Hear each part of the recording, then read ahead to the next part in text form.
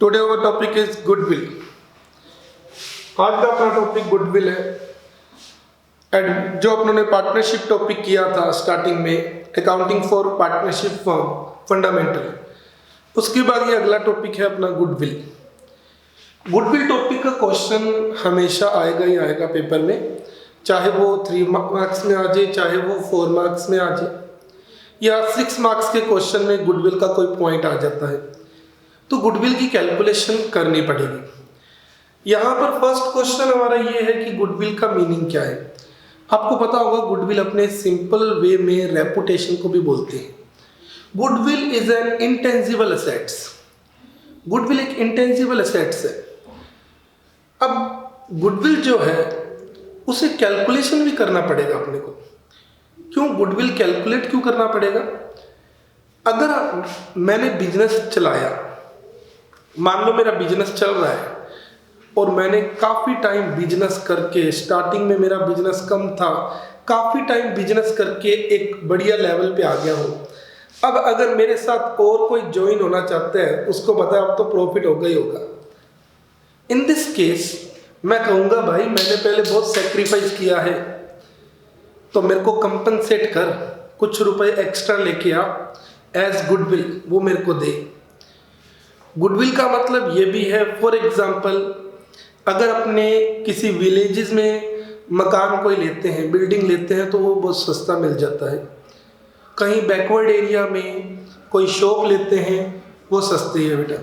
But अगर वही shop अपने मार्केट में लेते हैं तो महंगी है, गुडविल बनी हुई है। अगर अपने को किसी तरह की बिल्डिंग चाहिए, बैकवर्ड एरिया में लहे तो ऑब्वियस है सस्ती सी होगी, बट अगर वही कोई पॉश एरिया में ले तो वो महंगी है, गुडविल है। तो यहाँ पर आज अपना टॉपिक है गुडविल को कैलकुलेट कैसे करते हैं।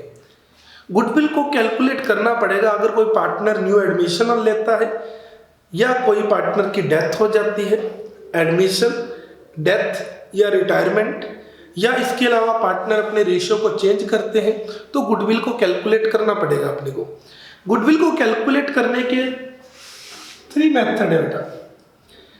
There will be 3 method for calculate goodwill. First method है average profit method. Second method super profit method,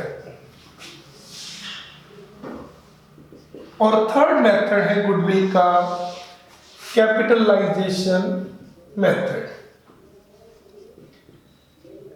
there will be 3 method for calculating goodwill. Goodwill को अपने कैलकुलेट करेंगे इन 3 मेथड से। First one is average profit method, second one is super profit method, और third one capitalization method. Average profit method के यहां पर 2 point हैं, एक सिंपल और एक वेटेड। सुपर प्रॉफिट के नहीं है। कैपिटलाइजेशन के यहां 2 पॉइंट आएंगे, एक capitalization of super profit method, second capitalization of average profit method. आज आपको बेटा मैं फर्स्ट मेथड बता रहा हूं गुडविल कैलकुलेट करने के लिए, average profit method. Average profit method से गुडविल कैसे कैलकुलेट करेंगे? आपको पता होना चाहिए एवरेज प्रॉफिट कैसे निकलता है। आपने 10th में मीन मोड मीडियन में मीन किया हुआ है, उसमें अगर आपको मैं काफ़ी सारे नंबर दे देता था तो टीचर्स आपको एवरेज निकालने का एक फॉर्मूला बताते थे। उसी तरह से एवरेज प्रॉफिट निकालने का एक फॉर्मूला होता है। क्वेश्चन में आपको 3, 4, 5, 6 ईयर के प्रॉफिट दिए होंगे, आप उन सभी को टोटल कर लेना अपॉन में नंबर ऑफ ईयर। तो फॉर्मूला इसका है total of profit upon number of years. ये एवरेज प्रॉफिट का फॉर्मूला है, total of profit upon number of years. ऐसा करने से हमें एवरेज प्रॉफिट पता चलेगा। और उसके बाद गुडविल में लिखा होगा कि गुडविल एवरेज प्रॉफिट का ट्वाइस है या 3 टाइम्स है, 4 टाइम्स है, जितने भी टाइम्स लिखा हुआ है उससे आप मल्टीप्लाई कर देना। ये एवरेज प्रॉफिट हो गया। बट एवरेज प्रॉफिट निकालते टाइम एक बात याद रखना, बिजनेस का प्रॉफिट होना चाहिए, बिजनेस का नॉर्मल प्रॉफिट होना चाहिए। अब यहां पर बिजनेस का नॉर्मल प्रॉफिट कौन सा होना चाहिए? नॉर्मल बिजनेस प्रॉफिट बोल सकते हैं। बिजनेस का नॉर्मल प्रॉफिट होना चाहिए मतलब वो प्रॉफिट जो बिजनेस की एक्टिविटी से हो, कोई और एक्टिविटी से ना हो। वो प्रॉफिट जो बिजनेस की एक्टिविटी से आ रहा हो, किसी और एक्टिविटी से ना आ रहा हो।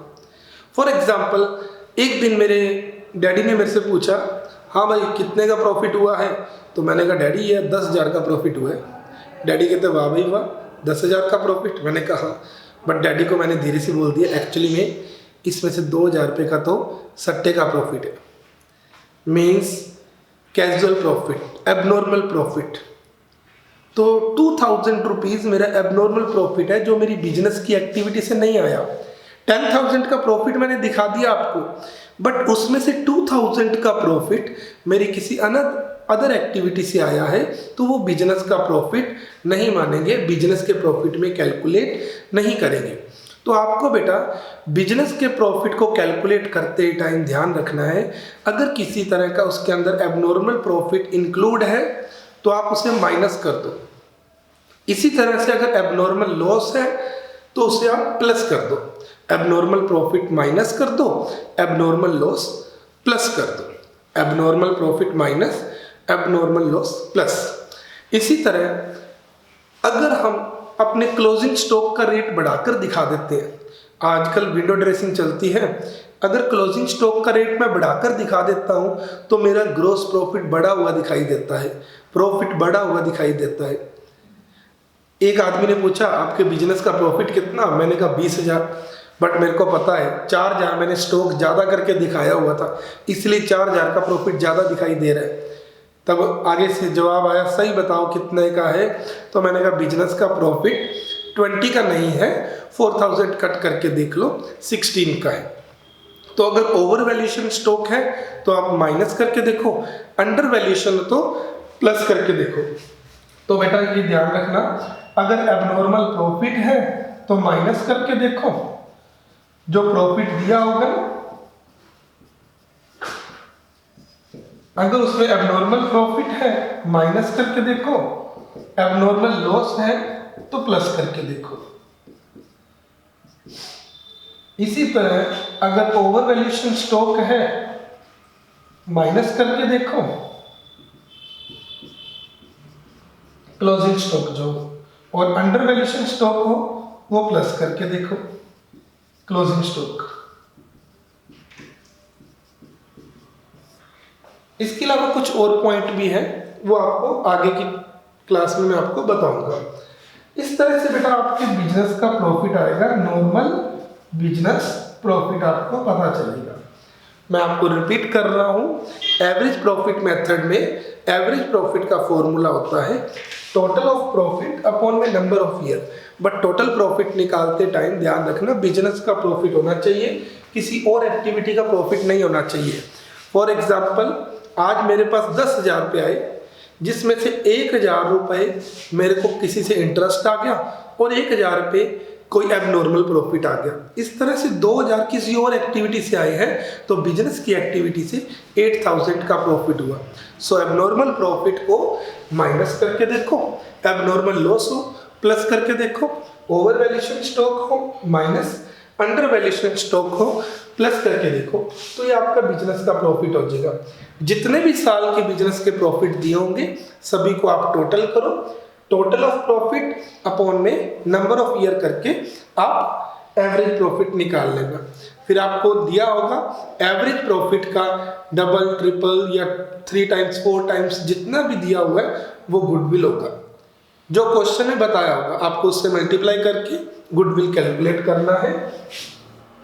ये आपका एवरेज प्रॉफिट मेथड कंप्लीट हुआ। वेटेड एवरेज प्रॉफिट मेथड आपको मैं नेक्स्ट क्लास में बताऊंगा। Good bye.